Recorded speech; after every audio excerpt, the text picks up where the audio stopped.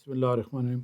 हम बात करें टारगेट्स की किस तरह रिसर्च करनी है अमेज़ॉन एड्स के लिए, क्योंकि अमेज़ॉन एड्स में टारगेटिंग बहुत इंपॉर्टेंट है। जब तक रेलेवेंट ऐड नहीं होगा तो ऐड शो नहीं होगा, जब ऐड शो नहीं होगा तो उसको क्लिक नहीं मिलेगा, और जब क्लिक नहीं मिलेगा तो उसको सेल नहीं मिलेगा। तो इसीलिए हम ये देख रहे थे ऑप्शंस।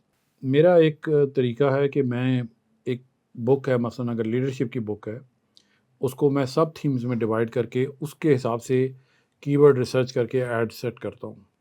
फॉर एग्जांपल अगर लीडरशिप की बुक है एक, तो corporate leadership, military leadership, sports leadership, team leadership, leadership book for women, leadership book for main, इस तरह करके रिसर्च करें आप और उन रेलेवेंट कैंपेन्स को सेट करें।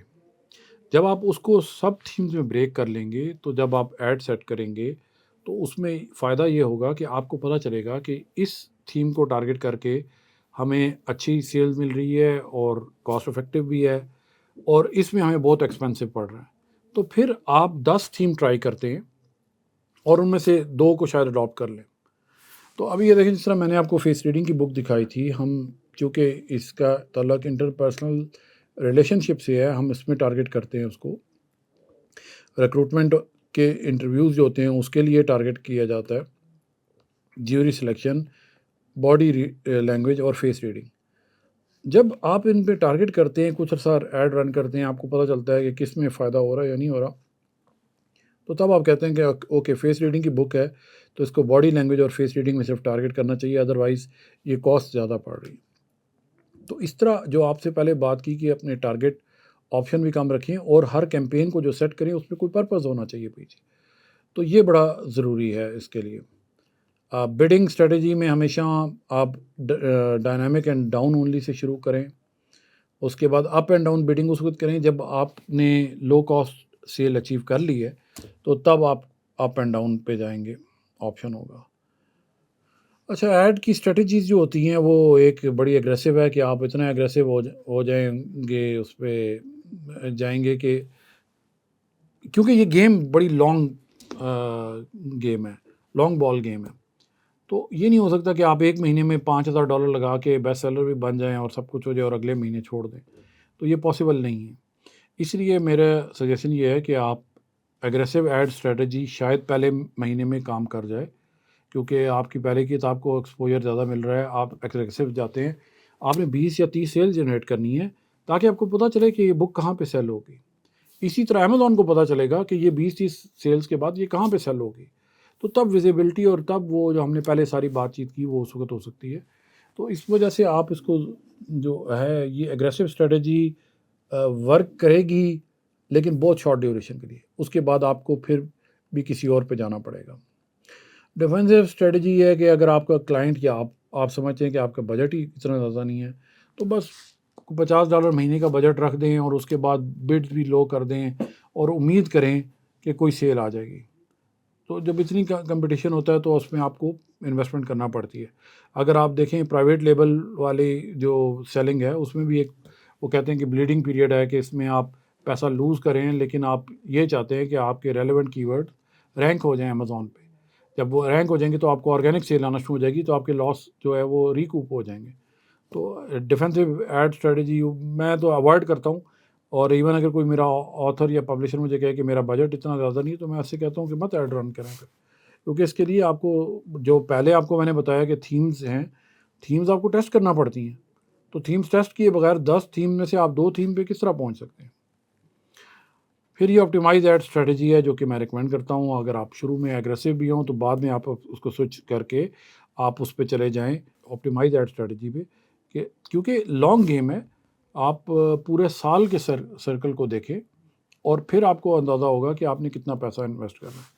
तो इसलिए मैं हमेशा रिकमेंड ही करता हूँ ऑप्टिमाइज एड स्ट्रेटजी। इसमें बिड्स मिनिमम रखें शुरू में, ऐड कुछ सेल जनरेट हों, फिर आप बिड उसके हिसाब से एडजस्ट करें और उसी तरह आगे बढ़ते जाएं, बजाय इसके कि आप पहले दिन ही $400 खर्च करके आप बैठ जाएं कि मेरे पास है ही नहीं। और जब आप इतने वो रेकलेस तरीके से पैसा अमेज़ॉन को देंगे तो वो भी रेकलेस तरीके से खर्च करेगा, तो इसका कोई फ़ायदा नहीं है। नॉर्मली ऑप्टिमाइज ऐड में हमेशा याद रखिए कि 0.30 ब्रॉड, 0.35 फ्रेज और 0.40 एग्जैक्ट। नॉर्मली मैं ब्रॉड और फ्रेज से शुरू करता हूँ, एग्जैक्ट उस वक्त होगी जब आपकी सेल जनरेट होंगी, और जो सर्च टर्म जिस पे आपको सेल मिली है वो आप एग्जैक्ट में डालें, उसका फ़ायदा होगा। अदरवाइज़ एग्जैक्ट को रन करने का फ़ायदा कोई नहीं है। ये बहुत मिसकंसेप्शन है कि आप हाई बिड करेंगे तो आपको मिल जाएगी सेल। सिर्फ एक छोटा सा सवाल है कि अगर अमेज़ॉन को मेरी किताब सेल हो रही है $0.2 की बिड पे और उसको अपनी रॉयल्टी मिल रही है, उसमें रॉयल्टी आपको मिल रही है और उसको अपना कमीशन मिल रहा है, तो आप चाहे $2 पे कर दें, वो क्यों आपका बुक दिखाएगा जब मेरी बुक ज़्यादा कन्वर्ट हो रही है सेल में।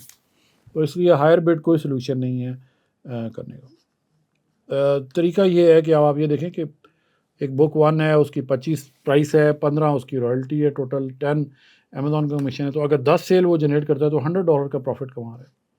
लेकिन अगर वो दूसरी किताब जो है उसका रॉयल्टी कम है, अमेज़ॉन का कमीशन भी कम है, लेकिन वो सेल जनरेट ज़्यादा कर रहा है, तो एक्चुअली तो वो प्रॉफिट ज़्यादा अर्न कर रहा है। तो कई लोग जो होते हैं वो अपनी प्राइस बड़ी ज़्यादा रख लेते हैं क्योंकि उनका ख्याल ये होता है कि इसमें मार्केटिंग का बजट भी हो जाएगा और हम कर लेंगे। बहुत मुश्किल हो जाता है ज़्यादा एक्सपेंसिव किताब को बेचना, ख़ास तौर पे जब अननोन ऑथर हो। तो इसलिए प्राइसिंग की वैल्यू है, लेकिन आपने ऐड पे भी इतना खर्च करना है कि आपको कुछ हो सके। और शुरू में प्रॉब्ली पहले कुछ महीने आपको लॉस पे ऑपरेट करना पड़ेगा क्योंकि जब तक सेल जनरेट नहीं होंगी आपका ऐड ऑप्टिमाइज़ नहीं हो सकता। कस्टम टेक्स्ट ऐड होते हैं अमेज़ॉन में और ये सिर्फ यूएस में अवेलेबल है। इसका फ़ायदा ये है, अब आप ये देखिए ये तीनों अगर आप इसका सिर्फ टाइटल देखें, द सनसेट कंस्पायरेसी, इससे कोई पता तो चल रहा है कोई शायद अमेरिका के बारे में है, लेकिन आगे डिटेल नहीं पता चल रही। अब ये उसने कस्टम टेक्स्ट इसमें इस्तेमाल किया है। John Gresham's The Firm meets modern day. There will be blood in this intriguing and unique thriller about powerful club in the world. John Gresham is a very famous author और The Firm एक बड़ी famous movie है Tom cruise की। तो उसने वो दोनों लगा के उसमें आपको थोड़ा सा और इन्फॉर्मेशन बता दी कि किस टाइप की बुक है ये। अब ये देखिए the dark side of angels, कुछ पता नहीं है कि किस चीज़ की है। अब आप ये देखिए नीचे क्या लिखा है, a mother fights for her shattered family versus the CIA's deadliest operative in this smart twisting thriller with a plot that's terrifyingly real। तो अब ये और इन्फॉर्मेशन उसने दे दी है। जब वो ऐड आ रहा है तो सिर्फ टाइटल नहीं, अगर डार्क साइड ऑफ एंजल्स होता तो पता नहीं बंदा कहता कि किस चीज़ की है, बल्कि मैं तो शायद समझ रहा था ये कोई फैंटेसी थ्रिलर है। इसके बाद ये देखें establish an insider threat program under NISPOM what. तो ये देखिए ये जो सारे कस्टम टेक्स्ट ऐड हैं ये थोड़ी सी और इन्फॉर्मेशन दे रहा है उसी ऐड में और इस ऑडियंस को अट्रैक्ट करा है जो उसकी ऑडियंस है। अगर मैं आपको, मैंने ये जॉन ग्रेशम, चूँकि मैंने नॉवल नहीं पढ़ा, मैंने मूवी देखी हुई है, तो मैंने आपको बता दिया, तो मैं कहूँगा अच्छा ये किताब शायद मेरे इंटरेस्ट से रिलेटेड है, मैं बाय कर लूँगा इसको। अब ये जो अमेज़ॉन एड्स हैं, इनकी फर्स्ट जनरेशन एड जिनको मैं कहता हूँ, वो ये है कि आपने रिसर्च की और आपने ऐड किस तरह सेट की है। ये ऑटो ऐड मस्ट है सेट करें। कीवर्ड्स ऐड है, कीवर्ड्स में मैं ब्रॉड और फ्रेज मैंने आपको बता दिया। इसके अलावा मैं ऑथर्स के नेम भी टारगेट करता हूँ नॉर्मली ब्रॉड के साथ, कि अगर कोई सर्च कर रहा है जॉन ग्रेशम्स बुक, तो अगर मेरा वाले ऐड में है तो फिर मेरे चांसेस हैं कि विजिबल हो जाएगी बुक। बुक के टाइटल्स हैं, मसलन द फर्म है बुक जो अभी हम डिस्कस कर रहे थे, अगर होगा, अगर मेरी बुक उससे रिलेटेड है तो मैं द फर्म को भी टारगेट करूँगा।